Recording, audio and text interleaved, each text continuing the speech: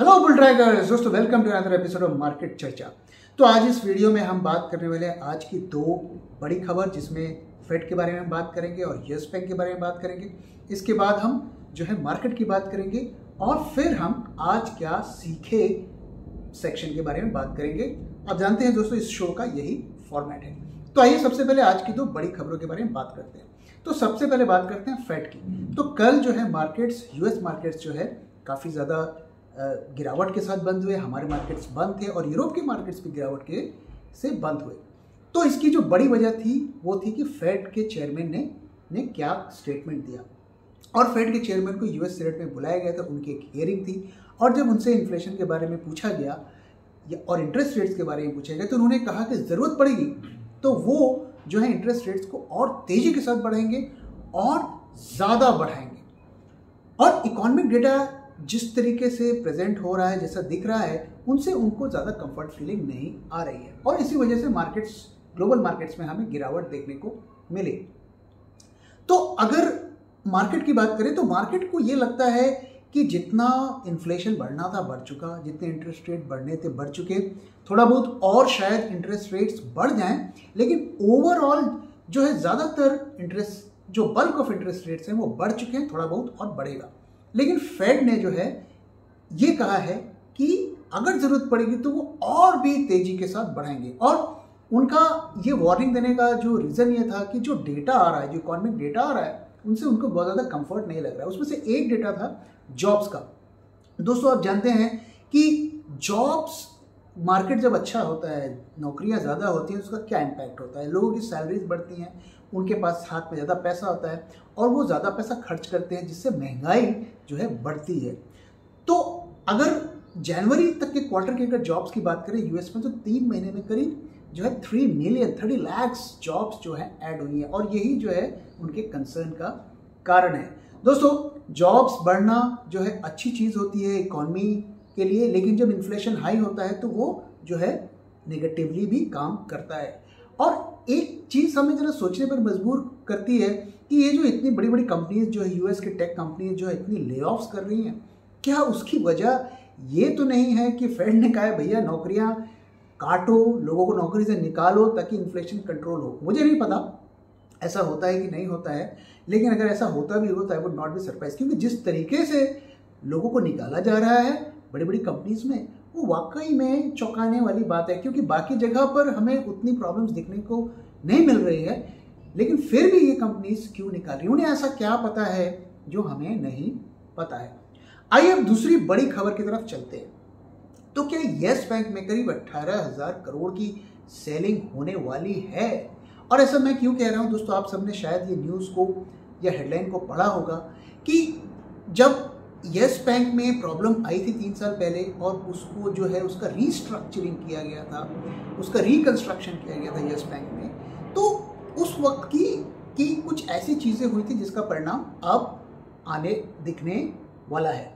तो हुआ ये था कि जब यस बैंक में प्रॉब्लम्स चल रही थी, उनके शेयर प्राइस क्रैश हो रहे थे, तो उनको इंडेक्स से निकाल दिया। जैसा कि आप जानते हैं दोस्तों, यस बैंक जो है दोनों निफ्टी और बैंक निफ्टी का पार्ट था और उनको दोनों इंडेक्स से निकाल दिया गया। अब जो ईटीएफ्स होते हैं, इंडेक्स फंड्स होते हैं, जो इंडेक्स को ट्रैक करते हैं, तो उनको जो है, तो अगर कोई स्टॉक इंडेक्स से निकलता है तो उस स्टॉक को भी इनको अपने पोर्टफोलियो से सेल करना पड़ता। तो हुआ ये था कि जब उनको इंडेक्स से निकाला गया था तो उनको कुछ दिन का टाइम दिया गया था कि इस टाइम के अंदर तक आप अपने यस बैंक की जो आपकी होल्डिंग है उसको एग्जिट कर सकते हैं। लेकिन जो टाइम दिया गया था उससे एक दिन पहले ही एक नई इंस्ट्रक्शन दे दी गई कि वो उस स्टॉक को, यस बैंक के स्टॉक को नहीं सेल कर सकते हैं 3 साल तक। अब इतने सारे जो है ईटीएफ्स थे, इंडेक्स फंड्स थे, उनकी इतनी बड़ी होल्डिंग्स थी इस बैंक में, और उनको एक तरीके से फोर्स कर दिया गया कि आप इसकी सेलिंग नहीं कर सकते, 3 साल तक नहीं कर सकते। और आप इमेजिन करिए कि 75% जो उनकी इक्विटी थी इनके होल्डिंग पे थी, तो उन्हें ना चाहते हुए भी उस स्टॉक को होल्ड करके रखना पड़ा। और इसमें न सिर्फ इंडेक्स फंड्स और ईटीएफ्स थे, बल्कि एचएनआईज भी जो हैं ने भी काफ़ी मात्रा में स्टॉक को खरीदा था। अब जो लोग एग्जिट कर सकते थे उन्होंने बाउंस का इस्तेमाल करके एग्जिट कर लिया, लेकिन जो फंस गए अब मार्च 13 के बाद जो है उनको जो है अब इजाज़त मिलेगी कि सेलिंग करने की। तो वर्स्ट केस में अगर सबने अपनी होल्डिंग मार्केट में सेल कर दी तो करीब 18,000 करोड़ की 18,000 करोड़ की जो है सेलिंग होगी, ऐसा अनुमान लगाया जा रहा है। कोई ज़रूरी नहीं है कि हर कोई सेल करेगा, लेकिन ऐसा उम्मीद लगाया जा रहा है कि काफ़ी लोग जो है सेलिंग करेंगे। अगर आप स्टॉक का भाव देखें तो स्टॉक में भी हमें करीब 35% की गिरावट देखने को मिली है। दिसंबर से अगर आप देखें तो उस वक्त जो है 24 रुपीज़ का स्टॉक हुआ करता था और आज जो है 16 रुपीज़ पे ट्रेड हो रहा है।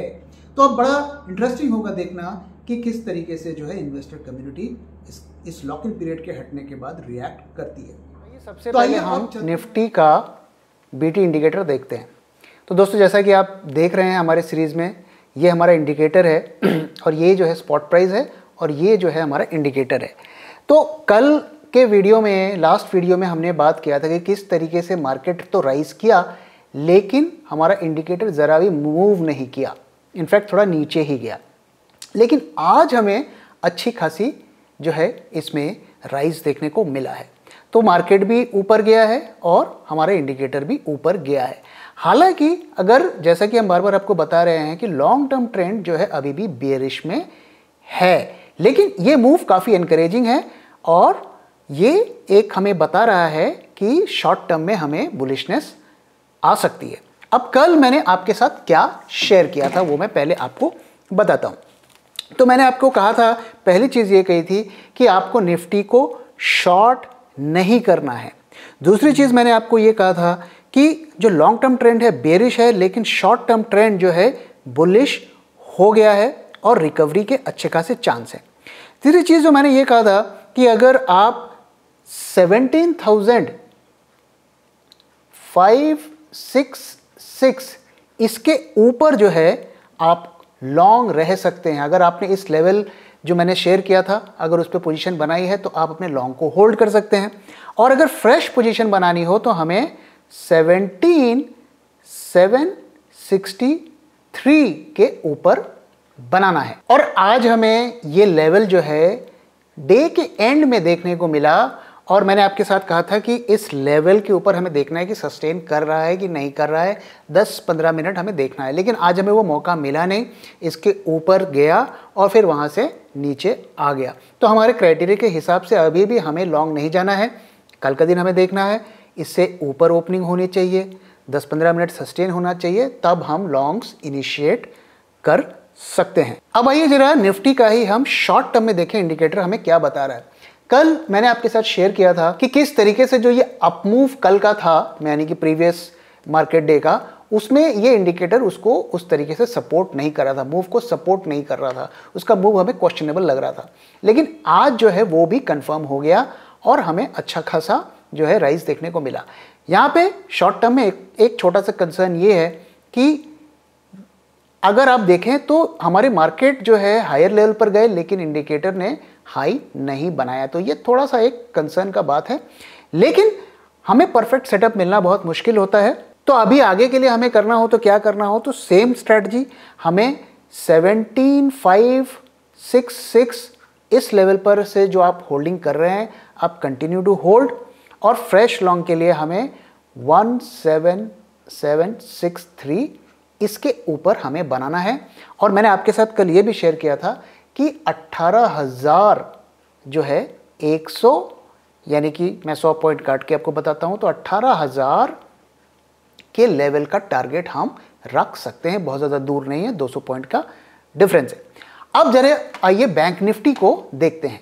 तो अगर बैंक निफ्टी में देखें हम तो सिमिलर पैटर्न हमें दिख रहा है और यहाँ पर इंडिकेटर अगर हम लॉन्ग टर्म का देखें तो हमारा इंडिकेटर जो है जो बेरिशनेस में कमी आती हुई हमें दिख रही है और एक शॉर्ट टर्म में ये बुलिशनेस का इंडिकेट कर रहा है क्योंकि प्राइस राइज हो रहा है और हमारा इंडिकेटर भी ऊपर चढ़ रहा है। लेकिन बैंक निफ्टी के लेवल्स मैं ज़्यादा आपके साथ शेयर नहीं कर रहा हूँ क्योंकि इसमें रेंज बहुत बड़ी आ रही है और ऊपर की तरफ और नीचे की तरफ दोनों की तरफ काफ़ी ज़्यादा मूवमेंट हो सकती है और इसमें रिस्क भी निफ्टी से ज़्यादा है। तो इसको जो कॉशियस ट्रेडर्स हैं अवॉइड कर सकते हैं। फिर भी मैं आपके साथ कुछ लेवल्स शेयर कर रहा हूँ। तो 418, इस लेवल को आप बेस बनाकर या इसको स्टॉप लॉस रखकर ट्रेंड को राइड कर सकते हैं अगले कुछ दिनों में। इसके बाद जो लेवल है नीचे का वो काफी नीचे है 40415, तो इस लेवल का अगर आप स्टॉप लॉस रखेंगे तो आपको लॉसेस बहुत ज़्यादा हो सकते हैं। इसलिए बैंक निफ्टी को अवॉइड कर सकते हैं तो करिए, अगर काम करना ही है तो हेज करके करिए और नेकेड पोजीशंस को इसमें अवॉइड करिए, ये कॉशियस ट्रेडर्स के लिए अच्छा होगा। तो फिलहाल के लिए शॉर्ट टर्म में जो है दोनों निफ्टी और बैंक निफ्टी जो है बाय मोड में हैं और लॉन्ग टर्म में जो है अभी भी सेल चल रहे हैं। जब तक ये रेड में होगा हम इसे सेल ही मानेंगे। तो आइए अब चलते हैं हम मार्केट की तरफ और निफ्टी बैंक निफ्टी की बात करते हैं। अब आइए बात करते हैं आज क्या सीखें।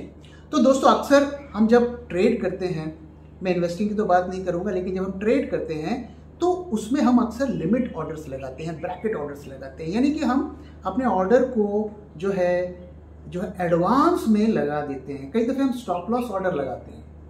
स्टॉप लॉस ऑर्डर में क्या होता है कि आप चाहते हैं कि एक पर्टिकुलर लेवल से जब शेयर का भाव ऊपर जाए तब मैं बाय करूं और एक पर्टिकुलर लेवल से जब शेयर का प्राइस नीचे जाए तो मैं शॉर्ट करूं। तो जब तक वो ट्रिगर नहीं आता है आप ऑर्डर नहीं लेते हैं। तो जब आप एडवांस में ऑर्डर लगाकर छोड़ देते हैं एग्जीक्यूट होने के लिए तो उसका क्या नुकसान होता है वो मैं आपके साथ शेयर करूंगा। तो देखिए क्या होता है कि अक्सर हम सपोर्ट रेजिस्टेंस देखते हैं या किसी फेमस एनालिस्ट को ट्रैक करते हैं, उनके बताए हुए लेवल्स पे काम करते हैं और होता क्या है कि हम उस लेवल को यूज़ करके पहले से ऑर्डर डाल के रख देते हैं कि भाई इस लेवल पर आएगा तो मेरा एग्जीक्यूट हो जाए। तो क्या होता है वो ऑर्डर जो है क्यू में पड़ा होता है। तो ऐसा लोग क्यों करते हैं? अपना टाइम बचाने के लिए, या कौन दिन भर मार्केट के सामने बैठे, तो इस वजह से वो करते हैं। लेकिन इसका नुकसान क्या होता है? नुकसान ये होता है कि वो क्यू में ऑर्डर्स पड़े होते हैं। अब आप जो भी सॉफ्टवेयर यूज़ करते हैं, ब्रोकर के टर्मिनल्स यूज़ करते हैं, यूजुअली उसमें जो है टॉप 5 या 10 पोजीशन ही जो है आपको दिखती है। लेकिन जो प्रोफेशनल्स होते हैं जो लेवल 3 डेटा खरीदते हैं, जो कि काफ़ी महंगा मिलता है, उसको अगर आप यूज़ करते हैं तो उसमें आपको पूरी क्यू की पोजीशन दिख जाती है। अब उसमें जो उनको दिख जाता है कि किस एरिया में या किस जोन पे बहुत सारी पोजीशंस बनी हुई है। अब इससे क्या होता है, देखिए जो बड़े बड़े इन्वेस्टर्स होते हैं, बड़े ट्रेडर्स होते हैं, बड़े सिस्टम से जो ट्रेडिंग करते हैं, बड़ी बड़ी क्वांटिटी में करते हैं, उनकी प्रॉब्लम क्या होता है, उनका पेन एरिया क्या है? उनका पेन एरिया होता है कि उनको लिक्विडिटी चाहिए एट अ पर्टिकुलर प्राइस पर जो उनको नहीं मिलती है। तो वो ऐसी अपॉर्चुनिटी को खोजते हैं कि कहाँ पर जो है रिटेल वाले जो है बड़ी मात्रा में जो है पोजीशन को बनाकर रखे हैं।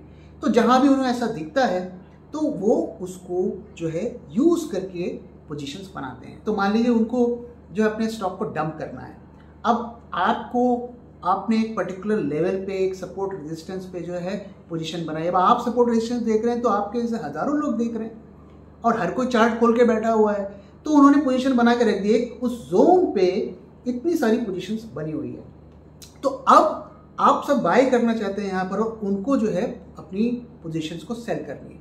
तो वो अपने तरह तरीके की स्ट्रैटेजीज यूज़ करके प्राइस को उस लेवल तक ले जाएंगे ताकि आपके ऑर्डर्स ट्रिगर हो जाएं, और ट्रिगर हो जाएंगे तो उनको लिक्विडिटी मिल जाएगी। तो अक्सर ये जो है आपके फेवर में जो है काम नहीं करता है, आपके अगेंस्ट में करता है। क्योंकि मान लीजिए उस जोन में जो है टोटल 1 लाख ऑर्डर्स लगे हुए हैं क्वांटिटी शेयर के।